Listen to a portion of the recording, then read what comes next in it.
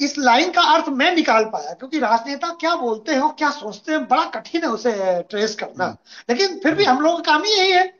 तो जितना मैं निकाल पाया वो अखिलेश यादव के कुटुंब को कह रहे थे। समाज मतलब यहाँ कुटुंब की बात थी। अगर इसको सरलीकरण कर दीजिए सब समझ में आ जाएगा। अब वो राजभर जी की तरफ घुमा के ऐसे कर दोगे तो नहीं समझ में आएगा, लेकिन अखिलेश जी की तरफ उंगली कर दो फिर जो पहेली है वो सॉल्व हो जाएगी। उनका संकेत ये था, जो व्यक्ति अपने कुटुंब को एक नहीं रख सकता, अपना समाज जो सफाई वाला। अखिलेश जी के साथ बिछड़ने के बाद भी अभी भी जुदा होके भी तो मुझ में कहीं बाकी चल रहा है राजभर जी का, ऐसा लगता है। अरे साहब, पत्नी से तलाक हो जाता है तो क्या पुरानी यादें खत्म हो जाती है? दर्द तो बना रहता है।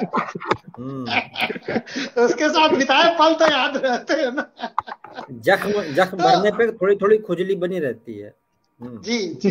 और दूसरा देखिए, ओपी राजभर जी का और कुछ हो चाहे ना हो, लेकिन उत्तर प्रदेश की राजनीति में बस सपा जैसे दल या उससे भी बड़े भाजपा जैसे दल के बीच में वो अगर अपनी कोई एक स्पेस बना रहे हैं तो मुझे ऐसा लगता है कि उनको बहुत हल्के में नहीं लिया जा सकता।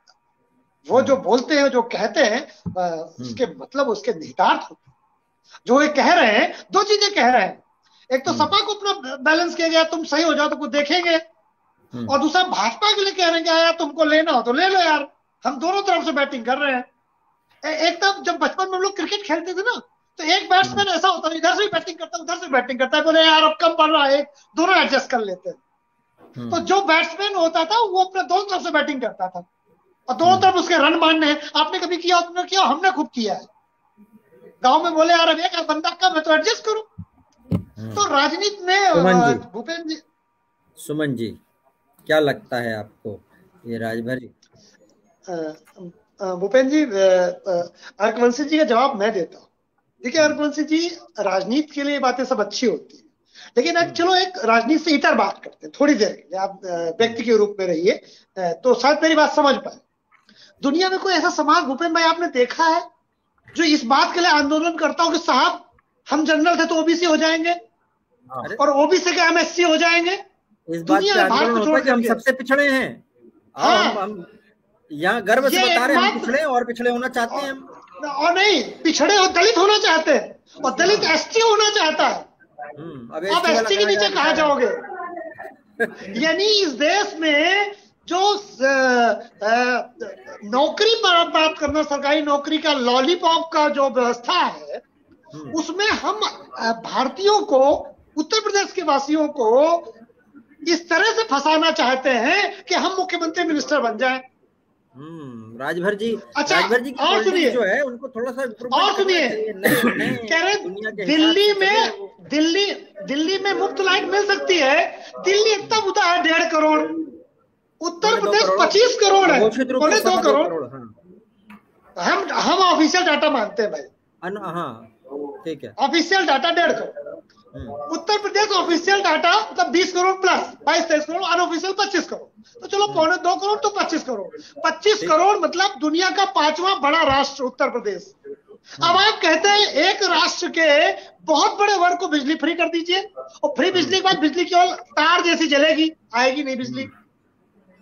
नहीं मैंने बता दिया ना कितने कटोरा लेके हर आदमी खड़ा रहेगा। आज भी के सामने कटोरे खड़े हैं।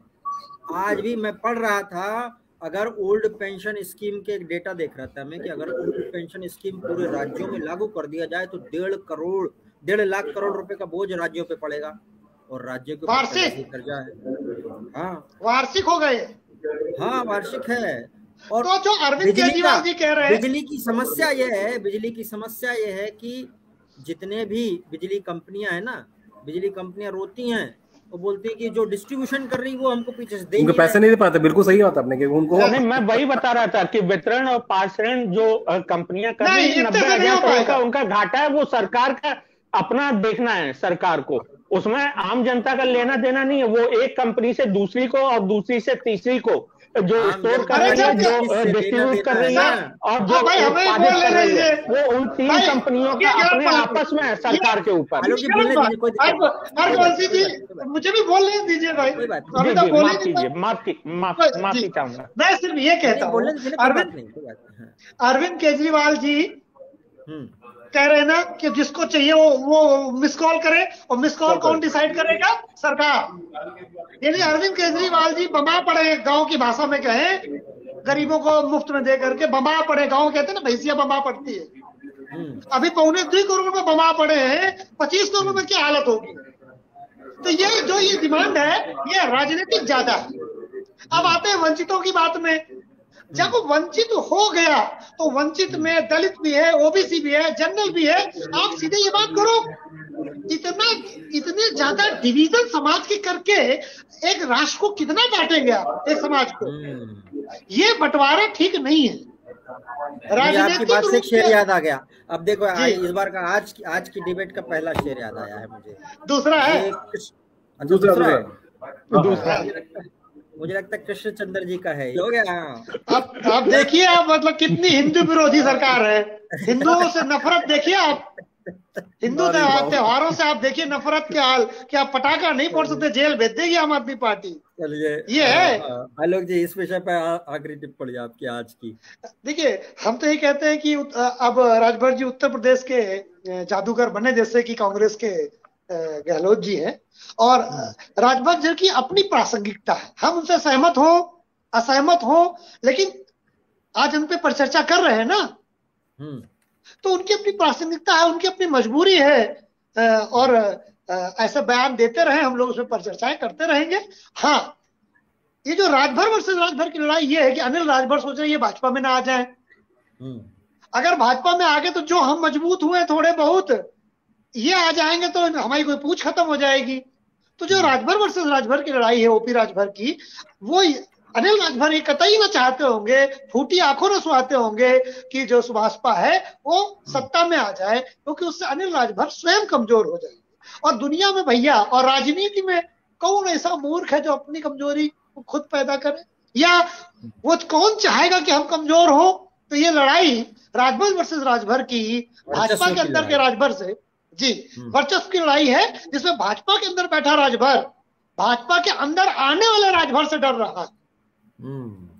ये समस्या है। लास्ट पॉइंट अर्कवंशी जी, आज के शो स्टॉपर हैं अर्कवंशी जी। तो जी मैं एक और चीज साफ कर दूं, जैसे बड़े भाई की राजनीति के लिए बधाई बस, लेकिन जो ये जरूर है आम जनता के नाम पर आम जनता को लाभ भी मिले। मैं एक उदाहरण बता दूं केवल, सपा के शासनकाल में कानपुर के पास मेरा गांव है कुड़मी, नरवल तहसील में आता है, यहाँ से 32 किलोमीटर दूर है साहब। सपा के शासनकाल में बिल्कुल ऑफिशियल बताऊं सच, लाइट आती थी, एक तार जलता था, एक तार, और आती कब थी? दिन में, मतलब रात में 12 बजे आएगी, 4 बजे चली जाएगी। मोबाइल चार्ज करो, रात भर में मोबाइल चार्ज हो जाए तो बहुत बड़ी बात है। ऐसी बिजली मुफ्त में या सस्ती चाहिए? या बीजेपी के शासनकाल में मान लो 300 रुपए महीने बिल आ रहा है, हमारे यहाँ 400 450 आ रहा है, और 18 घंटे लाइट है, और उसकी तुलना में अच्छे पावर के साथ। मैं सपा बसपा केवल शासनकाल का बता रहा हूँ, और इसको सप्रमाण सिद्ध कर सकता हूँ, मैं लाइव एयर बता रहा हूँ कि ये स्थिति है। तो बिजली कैसी चाहिए? अखिलेश यादव वाली वो जिसमें तार जलता था, या योगी महाराज की वो जिसमें 18 घंटे मेरे 16 घंटे मेरे गांव में लाइट आती, इन्वर्टर चला लो तो लगा लो 24 घंटे काम चल जाता है। घर के अंदर नहीं पता चलता कि आप शहर में है कि गांव में। ये मैं सिद्ध कर सकता हूँ लाइव अभी। आलोक जी, दिल्ली वाले 24 घंटे वाली बिजली, तो दिल्ली वाले रोड नहीं बना पा रहे हैं, बसें नहीं इकट्ठा कर पा रहे हैं बिजली के पैसे के चक्कर में। वो जो पुरानी शीला दीक्षित की बनी रोडें थी और बनी बसें थी, उसी से काम चला रहे हैं। नई बस नहीं खरीद पा रहे। अब रेवेन्यू उतना ही है, आप मुफ्त बांट दीजिए या सुविधाएं रखिए। इशू पे दोबारा रखेंगे, मुफ्त मत दीजिए किसी को। मुफ्त देने का मतलब है गरीब रखना हमेशा। और जो नेता मुफ्त में इतनी बांट रहा है, जनता का दुश्मन है, वो नायक नहीं खलनायक है। रेवड़ी मुफ्त नहीं। मेरे को ये गाना याद आ गया है। नहीं देखिए, शिक्षा और स्वास्थ्य मुफ्त होना चाहिए, और है भी। नहीं कानून बना हुआ है। देखिए जो मुफ्त है, जो गरीब है सरकारी में पढ़ा, उसका भी बहुत पैसा लगता है। आरक्षण आज से नहीं है, साहू जी महाराज ने 1901 में लगभग बना दिया था। बी.आर. अम्बेडकर जी ने क्या कहा था आरक्षण के लिए, मैं वो बता देता हूँ। कहा था, और भूपेंद्र जी बस 10 सेकेंड फिर भी बी.आर. अम्बेडकर से पूछा आदर्श स्थिति कब होगी जब आरक्षण खत्म होगा। उन्होंने कहा जिस दिन एक एसटी महिला भारत की राष्ट्रपति होगी, वो आखिरी दिन होना चाहिए आरक्षण का। ये आदर्श स्थिति पूछी गई थी उनसे। ये आदर्श है। एसटी महिला राष्ट्रपति बन गई, क्या आरक्षण बी आर अम्बेडकर जी की कथनानुसार खत्म होगा? चलिए, कौन बी आर अम्बेडकर जी की बात मानता है पूरी तरह से? अब हम जरा बोर्ड में आते हैं। हमारे कुछ नए राजनीति करता है, बी आर अम्बेडकर जी को मान ले कोई तो आज चीजें दूसरी हो जाएंगी। वो जो हमें सूट करता है हमको उतना मानते हैं, जो सूट नहीं करता हम उसे छोड़ देते हैं।